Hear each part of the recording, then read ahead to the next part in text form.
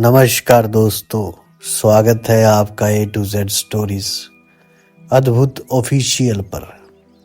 साधु संत फकीर गुरु रहबरों की सदा ही जय जयकार। भैरव विज्ञान तंत्र विधि 101। सर्वज्ञ सर्वशक्तिमान सर्वव्यापी मानो। अब ये भी आंतरिक शक्ति पर आंतरिक बल पर आधारित है। बड़ी बीज रूप विधि है। मानो कि तुम सर्वज्ञ हो, मानो कि तुम सर्वशक्तिमान हो, मानो कि तुम सर्वव्यापी हो। ये तुम कैसे मान सकते हो? ये तो असंभव है। तुम जानते हो कि तुम सर्वज्ञ नहीं हो, तुम तो अज्ञानी हो। तुम जानते हो कि तुम सर्वशक्तिमान नहीं हो, तुम बिल्कुल अशक्ति और असहाय हो। तुम जानते हो कि तुम सर्वव्यापी नहीं हो, तुम छोटी सी देह में सीमित हो। तो इस पर तुम कैसे विश्वास कर सकते हो? और यदि भली भांति जानते हुए कि ऐसा नहीं है तुम इस पर विश्वास करोगे तो वे विश्वास निरर्थक होगा। अपने ही विपरीत तुम विश्वास नहीं कर सकते। किसी विश्वास को तुम जबरदस्ती थोप नहीं सकते हो, लेकिन वे व्यर्थ होगा, निरर्थक होगा। तुम जानते हो कि ऐसा नहीं। कोई विश्वास तभी उपयोगी हो सकता है जब तुम जानते हो कि ऐसा ही है।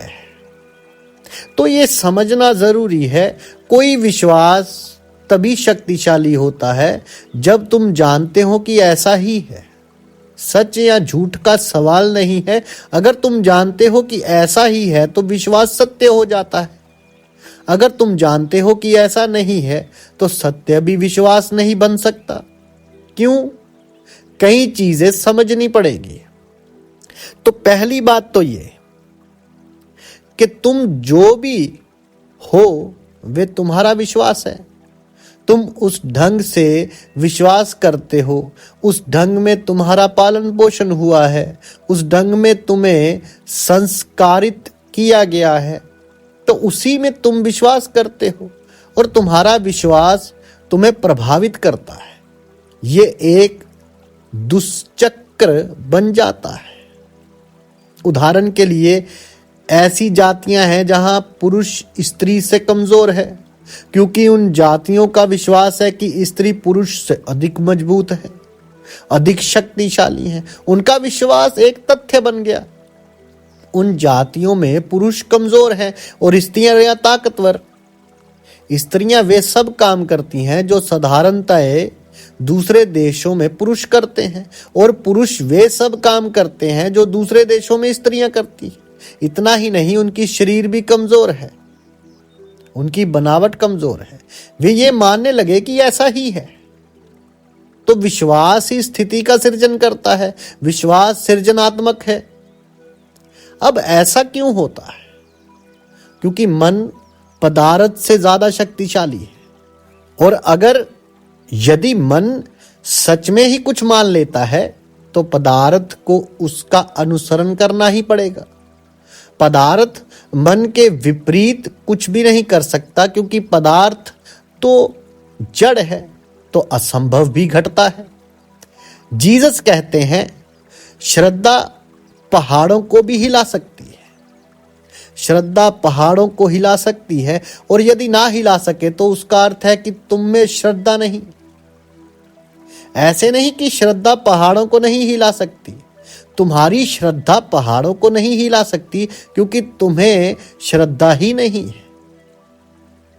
विश्वास की घटना बड़ी शोध चली है और विज्ञान बहुत से अविश्वसनीय निष्कर्षों पर पहुंच रहा है।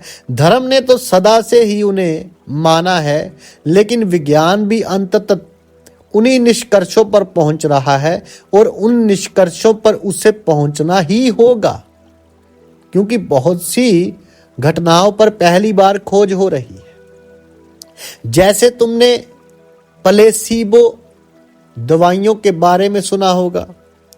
सैकड़ों पैथियां संसार में चलती हैं। एलोपैथी, आयुर्वेदिक, यूनानी, होम्योपैथी, नेचुरोपैथी, सैकड़ों। और सभी का दावा है कि वे रोग को ठीक कर सकते हैं और वे ठीक करते भी हैं। उनके दावे गलत नहीं है। ये बड़ी अद्भुत बात है। उनके निदान अलग अलग हैं, उनके विचार अलग अलग हैं। एक ही रोग है और उसके सैकड़ों निदान हैं और सैकड़ों उपचार हैं और हर उपचार काम देता है।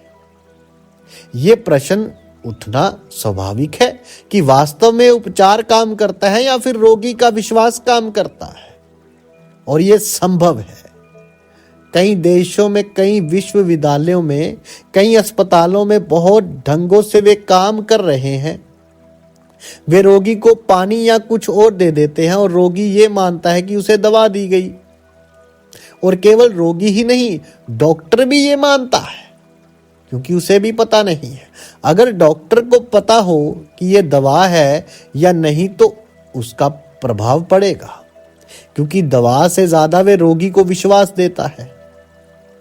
तो जब तुम बड़े डॉक्टर के पास जाते हो और ज्यादा पैसे देते हो तो जल्दी ठीक हो जाते हो। यह प्रश्न विश्वास का है। डॉक्टर अगर तुम्हें सिर्फ 4 पैसे की दवाई दे तो तुम्हें पूरा विश्वास होता है कि उससे कुछ होने वाला नहीं। इतनी बड़ी बीमारी वाला इतना बड़ा रोग 4 पैसे से कैसे ठीक हो सकता है? असंभव। इसके लिए विश्वास पैदा नहीं किया जा सकता। तो हर डॉक्टर को अपने आसपास विश्वास का एक वातावरण बनाना पड़ता है। यह वातावरण सहयोगी होता है। तो अगर डॉक्टर को पता हो कि वे जो दे रहा है वे सिर्फ पानी ही है तो वे भरोसे के साथ आश्वासन नहीं दे पाएगा। उसके चेहरे से पता चल जाएगा, उसके हाथों से पता चल जाएगा, उसके पूरे आचार व्यवहार से पता चल जाएगा और रोगी का अचेतन उससे प्रभावित होगा। तो डॉक्टर का विश्वास जरूरी है। वे जितना आश्वस्त होगा उतना ही अच्छा है, क्योंकि उसका विश्वास संक्रामक होता है। अब वे कहते हैं कि तुम कुछ दवा उपयोग करो, 30% रोगी तो करीब करीब तत्क्षण ठीक हो जाएंगे। कुछ भी उपयोग करो, एलोपैथी, नेचुरोपैथी, होम्योपैथी या कोई भी पैथी, कुछ भी उपयोग करो, 30% रोगी तत्क्षण ठीक हो जाएंगे। वे 30% विश्वास करने वाले लोग हैं। यही अनुपात हर जगह है। अगर मैं तुम्हारी ओर देखूं तो तुम में से 30% लोग ऐसे होंगे जो तत्क्षण रूपांतरित हो जाएंगे। एक बार विश्वास उनमें बैठ जाए तो वे उसी समय काम करना शुरू कर देता है। 30% मनुष्यता को बिना किसी कठिनाई के तत्क्षण चेतना के नए तलों पर रूपांतरित किया जा सकता है, बदला जा सकता है। सवाल सिर्फ इतना है कि उनमें विश्वास कैसे जगाया जाए। एक बार विश्वास जग जाए तो कुछ भी उन्हें नहीं रोक सकता। हो सकता है कि तुम भी उन सौभाग्यशालियों में से 29% में से हो, लेकिन मनुष्यता के साथ एक बड़ा दुर्भाग्य घटा है और ये वे कि 30% लोग निंदित हो गए। समाज, शिक्षा, संस्कृति सब उनकी निंदा करते हैं, उनको मूर्ख समझा जाता है। तो इसे समझो, ऐसा नहीं है, वे बड़ी संभावना वाले लोग हैं। उनके पास एक बड़ी ताकत है, लेकिन वे निंदित हैं और थोथे बुद्धिजीवियों की प्रशंसा होती है, क्योंकि वे भाषा, शब्दों और तर्क के साथ खेल सकते हैं, इसलिए उनकी प्रशंसा की जाती है। वास्तव में वे नापुंसक हैं। अंतस के वास्तविक जगत में वे कुछ नहीं कर सकते, वे बस अपना दिमाग चला सकते हैं। लेकिन यूनिवर्सिटी उनके पास है, न्यूज मीडिया उनके पास है। एक तरह से वे लोग मालिक हैं और निंदा करने में वे कुशल हैं। वे किसी भी चीज की निंदा कर सकते हैं और मनुष्यता का ये 30% हिस्सा जिसमें संभावना है। वे लोग जो विश्वास कर सकते हैं और रूपांतरित हो सकते हैं, वे शब्दों में इतने कुशल नहीं होते, वे हो भी नहीं सकते, वे तर्क नहीं कर सकते, विवाद नहीं कर सकते। इसी कारण तो वे विश्वास कर सकते हैं। लेकिन क्योंकि वे स्वयं के लिए तर्क नहीं दे सकते, इसलिए वे खुद ही आत्म निंदक बन गए। वे सोचते हैं कि उनमें कुछ गलत है। अगर तुम विश्वास कर सको तो तुम्हें लगता है कि तुम्हारे साथ कुछ गलत है। अगर तुम संदेह कर सको तो तुम सोचते हो कि तुम महान हो, लेकिन संदेह की कोई ताकत नहीं है। संदेह की कोई ताकत नहीं है। संदेह के द्वारा कभी भी कोई अंतरतम तक, परम आनंद तक नहीं पहुंच सकता। अगर तुम विश्वास कर सकते हो तो ये सूत्र तुम्हारे लिए उपयोगी होगा। शिव कह रहे हैं, सर्वज्ञ सर्वशक्तिमान सर्वव्यापी मानो। तुम वे हो ही, इसलिए तुम्हारे मान लेने मात्र से वे सब जो तुम में छिपाए हुए हैं, वे सब जो तुम्हें ढके हुए हैं, तत्क्षण गिर जाएगा। लेकिन उन 30% के लिए भी ये कठिन होगा, क्योंकि वे भी वही सब मानने के लिए संस्कारित हैं जो कि सच में नहीं है। तो उन्हें भी संदेह के लिए संस्कारित किया गया है। उनका भी शिक्षण संदेह का ही है और वे अपनी सीमाएं जानते हैं, तो वे कैसे विश्वास कर सकते हैं? या फिर अगर वे ये मान लेते हैं तो लोग उन्हें पागल समझेंगे। अगर तुम कहो कि तुम मानते हो कि तुम्हारे भीतर सर्वव्यापी है, सर्वशक्तिमान है, दिव्य है, तो लोग तुम्हारी ओर आश्चर्य से देखेंगे और सोचेंगे कि तुम पागल हो गए हो। जब तक तुम पागल ही ना हो जाओ, ये सब कैसे मान सकते हो? लेकिन कुछ करके देखो, प्रारंभ से शुरू करो, इस घटना का थोड़ा स्वाद लो, फिर विश्वास पीछे पीछे चला आएगा। अगर ये विधि तुम करना चाहो तो फिर पहले ये करो, अपनी आंखें बंद कर लो और भाव करो कि तुम्हारा कोई शरीर है ही नहीं। भाव करो कि जैसे मिट गया हूं, खो गया हूं, तब तुम अपनी सर्वव्यापकता का अनुभव कर सकते हो।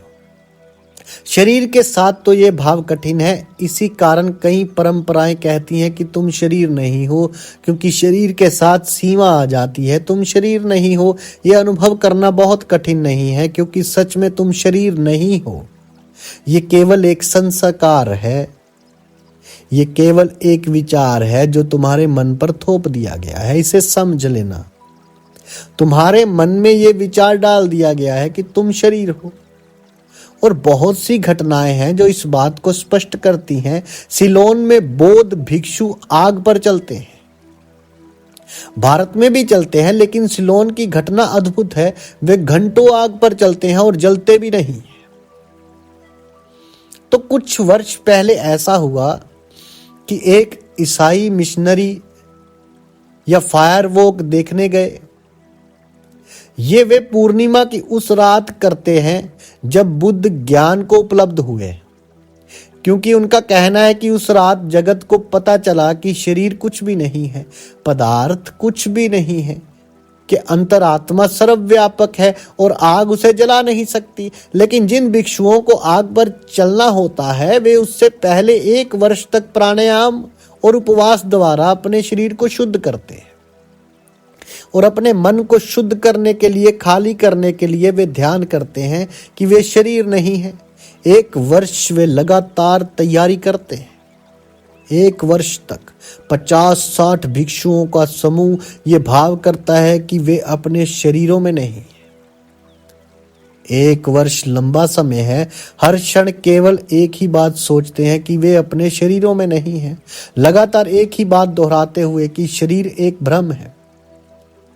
वे ऐसा ही मानने लगते हैं। तब भी उन्हें आग पर चलने के लिए बाध्य नहीं किया जाता है। आग के पास लाया जाता है और जो भी सोचता है कि वे नहीं जलेगा, वे आग में कूद पड़ता है। कुछ संदेह करते रह जाते हैं, झिझकते हैं, उन्हें आग में नहीं कूदने दिया जाता, क्योंकि ये सवाल आग के जलाने या जलने का नहीं है, ये उनके संदेह का सवाल है। अगर वे जरा सा भी झिझकते हैं तो उन्हें रोक दिया जाता है। तो 60 लोग तैयार किए जाते हैं और कभी 20, कभी 30 लोग आग में कूदते हैं और बिना जले घंटों घंटों उसमें नाचते रहते हैं। 1950 में एक ईसाई मिशनरी ये देखने के लिए आया था। वे बड़ा चकित हुआ, लेकिन उसने सोचा कि यदि बुद्ध में भरोसा करने से यह चमत्कार हो सकता है, तो जीसस में भरोसा करने से क्यों नहीं हो सकता। तो वे कुछ देर सोचता रहा, थोड़ा झिझका, लेकिन फिर इस विचार के साथ कि यदि बुद्ध मदद करते हैं तो जीसस भी करेंगे। वे आग में कूद गया, वे जल गया, बुरी तरह जल गया। 6 महीने के लिए उसे अस्पताल में भर्ती करवाना पड़ा और वे इस घटना को समझ ही नहीं पाया। ये जीसस या बुद्ध में विश्वास का सवाल ही नहीं था, ये किसी में विश्वास का सवाल नहीं था, ये विश्वास मात्र का सवाल था, सिर्फ विश्वास का। और ये विश्वास गहन होना चाहिए। जब तक सही तुम्हारे प्राणों के केंद्र पर ना पहुंच जाए वे काम नहीं करेगा। तो वे ईसाई मिशनरी सम्मोहन, वे उससे जुड़ी घटनाओं का अध्ययन करने के लिए और ये जानने के लिए कि फायर वॉकिंग के समय क्या होता है, वापस इंग्लैंड गया। फिर उन्होंने 2 भिक्षुओं को प्रदर्शन के लिए ऑक्सफोर्ड यूनिवर्सिटी बुलवाया। वे आग पर भी चले। इस प्रयोग को कई बार दोहराया गया। फिर उन 2 भिक्षुओं को देखा कि एक प्रोफेसर उनकी ओर देख रहा है और वे इतना गहरा डूब कर देख रहा है कि उनकी आंखों में और उसके चेहरों पर एक मस्ती थी। वे दोनों भिक्षु उस प्रोफेसर के पास गए और उससे बोले कि तुम भी हमारे साथ आ सकते हो। तत्क्षण वे दौड़ता हुआ उनके साथ गया, आग में कूदा और उसे कुछ भी नहीं हुआ। वे बिल्कुल नहीं जला। वे ईसाई मिशनरी भी मौजूद था और भली भांति जानता था कि वे प्रोफेसर तर्क का प्रोफेसर था, जिसका काम ही संदेह करना है, जिसका व्यवसाय ही संदेह पर टिका है। तो वे उस आदमी से बोला, ये क्या, तुमने तो चमत्कार कर दिया, मैं ये नहीं कर सका जबकि मैं श्रद्धालु व्यक्ति हूं। प्रोफेसर बोला, उस क्षण में मैं श्रद्धालु था। ये घटना इतनी वास्तविक थी, इतने आश्चर्यजनक रूप से वास्तविक थी कि उसने मुझे वशीभूत कर लिया। यह इतना स्पष्ट था कि शरीर कुछ भी नहीं है और मन सब कुछ है। और उन भिक्षुओं के साथ मेरी ऐसी तादात्म्यता बैठ गई कि जिस क्षण उन्होंने मुझे आमंत्रित किया तो मुझे जरा भी झिझक नहीं हुई। आग पर चलना इतना आसान था जैसे आग हो ही नहीं। तो उसमें उस क्षण कोई झिझक नहीं थी, कोई संदेह नहीं था। यही कुंजी है। तो पहले इस प्रयोग को करके देखो। कुछ दिन के लिए आंखें बंद करके बैठो, बस यही सोचो कि तुम शरीर नहीं हो। केवल सोचो ही नहीं बल्कि भाव भी करो कि तुम शरीर नहीं हो। और अगर तुम आंखें बंद करके बैठो तो एक दूरी निमृत हो जाती है, तुम्हारा शरीर दूर हो जाता है, तुम भीतर की ओर सरक जाते हो। एक दूरी बन गई तो जल्दी ही तुम ये महसूस कर सकते हो कि तुम शरीर नहीं हो। अगर तुम्हें स्पष्ट अनुभव हो कि तुम शरीर नहीं हो तो तुम मान सकते हो कि तुम सर्वव्यापक हो, सर्वशक्तिमान हो, सर्वज्ञ हो। इस सर्वशक्तिमान का ये सर्वज्ञता का तथा कथित जानकारी से कोई लेना देना नहीं है। ये एक अनुभव है, इसे समझो। एक अनुभव का विस्फोट है कि तुम जानते हो। ये समझ लेने जैसा है, खासकर पश्चिम में, क्योंकि जब भी तुम कहते हो कि तुम जानते हो वे कहेंगे क्या तुम क्या जानते हो। जानकारी किसी चीज की होनी चाहिए, कुछ होना चाहिए जिसे तुम जानते हो। और अगर सवाल कुछ जानने का है तो तुम सर्वज्ञ नहीं हो सकते, क्योंकि जानने के लिए फिर अनंत तथ्य है। उन अर्थों में तो कोई भी सर्वज्ञ नहीं हो सकता। तो यही कारण है कि जब जैन कहते हैं कि महावीर सर्वज्ञ थे तो पश्चिम में वे हंसते हैं। वे हंसते हैं क्योंकि यदि महावीर सर्वज्ञ थे तो उन्हें जरूर ये सब पता होगा जो विज्ञान अब खोज रहा है और भविष्य में खोजेगा। लेकिन ऐसा लगता नहीं। वे ऐसी कई चीजें कहते हैं जो विज्ञान के विपरीत हैं, जो सत्य नहीं हो सकती, तो तथ्यगत नहीं है। उनकी जानकारी यदि सर्वव्यापक है तो उसमें कोई गलती नहीं होनी चाहिए, लेकिन उसमें गलतियां हैं।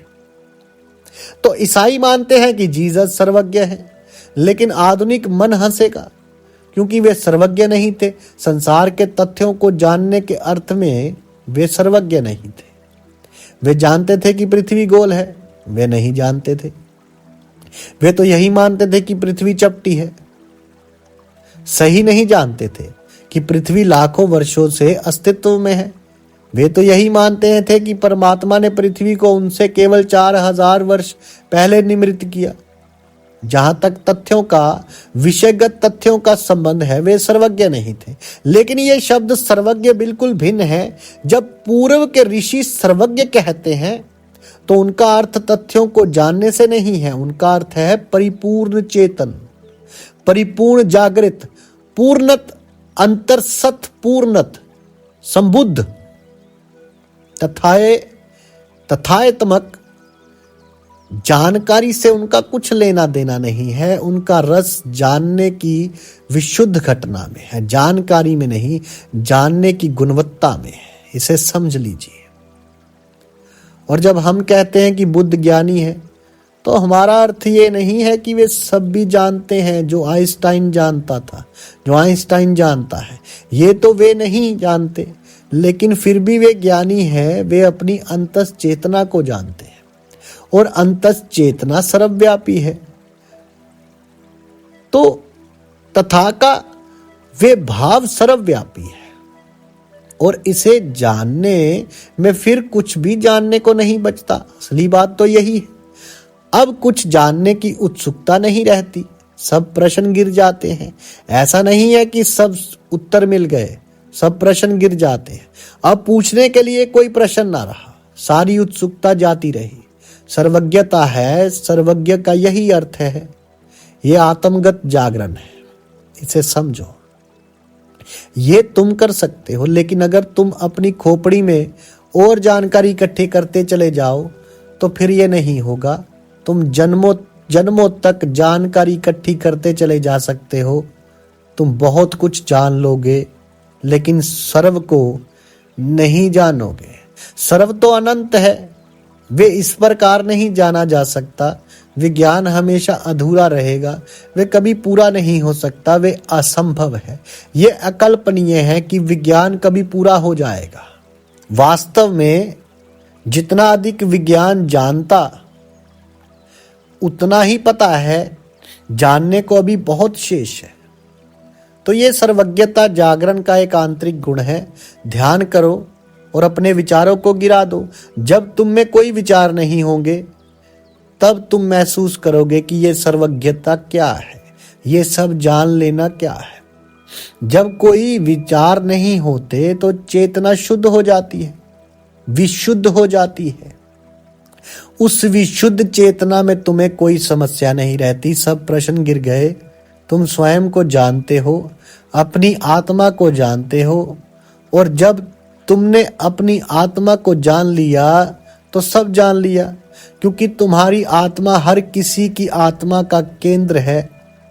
वास्तव में तुम्हारी आत्मा ही सबकी आत्मा है। तुम्हारा केंद्र पूरे जगत का केंद्र है। इन्हीं अर्थों में उपनिषदों ने अहम ब्रह्मास्मि की घोषणा की है कि मैं ब्रह्म हूं, मैं पूर्ण हूं। एक बार तुमने अपनी आत्मा की ये छोटी सी घटना जान ली तो तुमने अनंत को जान लिया। तुम बिल्कुल सागर की बूंद जैसे हो। अगर एक बूंद को भी जान लिया तो पूरे सागर के राज खुल गए। सर्वज्ञ, सर्वशक्तिमान, सर्वव्यापी बनो। लेकिन ये मानना भरोसे से ही आएगा। ये तुम अपने साथ विवाद करके नहीं मान सकते। तुम किसी तर्क से अपने आप को नहीं समझा सकते। ऐसे भावों के लिए, ऐसे भावों के स्रोत के लिए तुम्हें अपने भीतर गहराई खुदाई करनी पड़ेगी। यह मानना शब्द बड़ा अर्थपूर्ण है। इसका ये अर्थ नहीं कि तुमने कुछ स्वीकार कर लिया, क्योंकि स्वीकार कर लेना तो बड़ी तर्कसंगत बात है। तुम्हारे सोच विचार क्या, तुमने उसके लिए तर्क किए। तुम्हारे पास प्रमाण है, उसके लिए तर्क किए। मानने का अर्थ है कि तुम्हें उस चीज के प्रति कोई संदेह नहीं है। ऐसा नहीं कि कोई प्रमाण है तुम्हारे पास। स्वीकार करने का अर्थ है कि तुम्हारे पास परिमाण है, कि तुम सिद्ध कर सकते हो, तर्क दे सकते हो, तुम कह सकते हो कि ये ऐसा ही है। तुम उसके लिए तर्क संगत प्रमाण दे सकते हो। मानने का अर्थ है कि तुम्हें कोई संदेह ही नहीं, तुम उसके लिए विवाद नहीं कर सकते, तर्क नहीं दे सकते। तुमसे अगर पूछा जाए तो तुम हार जाओगे, लेकिन तुम्हारे पास एक भीतरी आधार है। तुम जानते हो कि ऐसा ही है, ये एक अनुभव है, कोई बौद्धिक तर्क नहीं। लेकिन याद रखो कि ऐसी विधियां तभी काम दे सकती हैं जब तुम अपने भावों के साथ काम करो, बुद्धि के साथ नहीं। तो ऐसा कई बार हुआ कि बड़े अज्ञानी लोग अनपढ़ और असंस्कृत मानवीय चेतना की ऊंचाइयों पर पहुंच जाते हैं, और जो बड़े सुसंस्कृत हैं, शिक्षित हैं, बौद्धिक हैं और तर्क में कुशल हैं, वे चूक जाते हैं। जीसस केवल एक बढ़ई थे। फ्रेडरिक नीत्शे ने कहीं लिखा है कि पूरे नए टेस्टामेंट में केवल एक आदमी था जिसकी सच में कोई कीमत थी, जो सुसंस्कृत था, शिक्षित था, दर्शन शास्त्र का जानकार था, बुद्धिमान था। वे आदमी था पाइलेट, रोमन गवर्नर, जिसने जीसस से सूली पर चढ़ाने की आज्ञा जारी की थी। वास्तव में वे सबसे ज्यादा सुसंस्कृत आदमी था, गवर्नर जनरल, वाइसरॉय, और वे जानता था कि दर्शन शास्त्र क्या है। अंतिम क्षण में जब जीसस सूली पर चढ़ाए जाने को थे तो उसने पूछा, सत्य क्या है? यह बड़ा दार्शनिक प्रश्न था। जीसस चुप रहे, इसलिए नहीं कि यह प्रश्न जवाब देने जैसा नहीं था।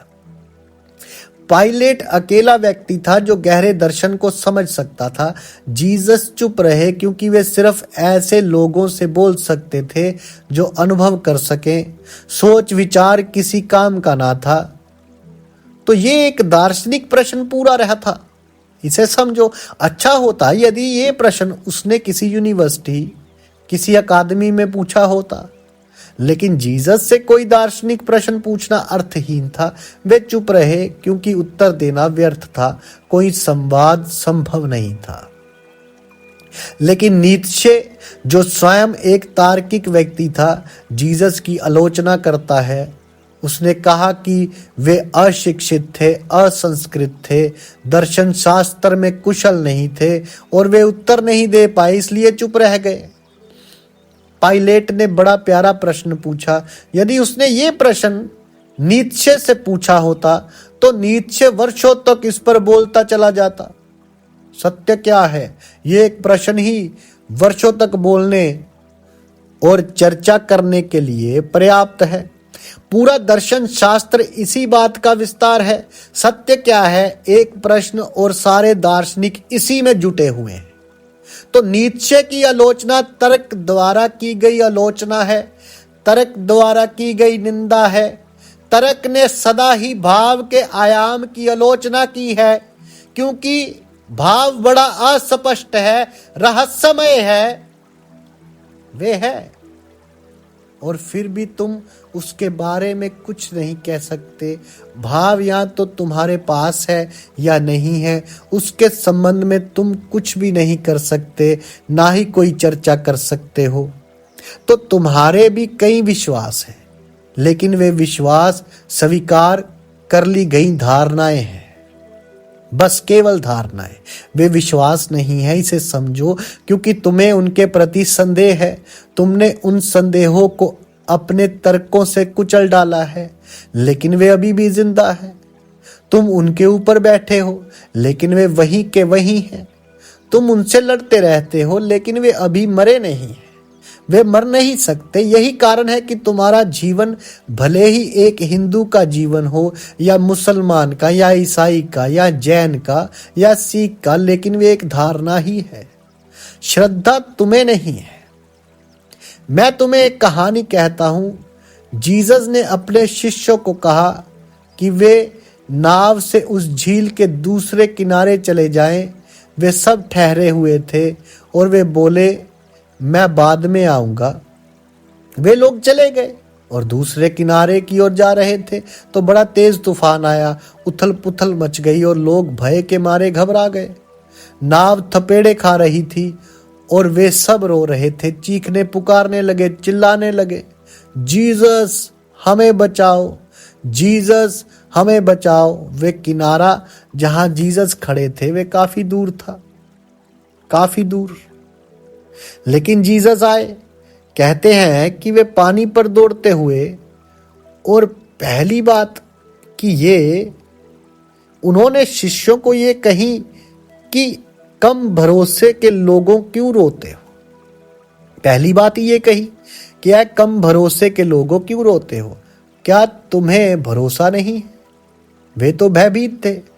जीसस बोले, अगर तुम्हें भरोसा है तो नाव से उतरो और चलकर मेरी ओर आओ। वे पानी पर खड़े हुए थे। शिष्यों ने अपनी आंखों से देखा कि वे पानी पर खड़े हैं, लेकिन फिर भी ये मानना कठिन था। जरूर अपने मन में उन्होंने सोचा होगा कि ये कोई चाल है, या हो सकता है कोई भ्रम है, या हो सकता है कि ये जीसस ही ना हो, शायद ये शैतान है जो उन्हें कोई प्रलोभन दे रहा है। तो वे एक दूसरे का मुंह देखने लगे कि कौन चल कर जाएगा। फिर एक शिष्य नाव से उतर कर चला और सच में वे चल पाया उस पानी के ऊपर। वे तो अपनी आंखों पर विश्वास ना कर सका। वे पानी पर चल रहा था। जब वे जीसस के करीब आया तो बोला, कैसे, ये कैसे हो गया। तत्क्षण पूरा चमत्कार खो गया, खत्म हो गया। कैसे? और वे डूबने लगा।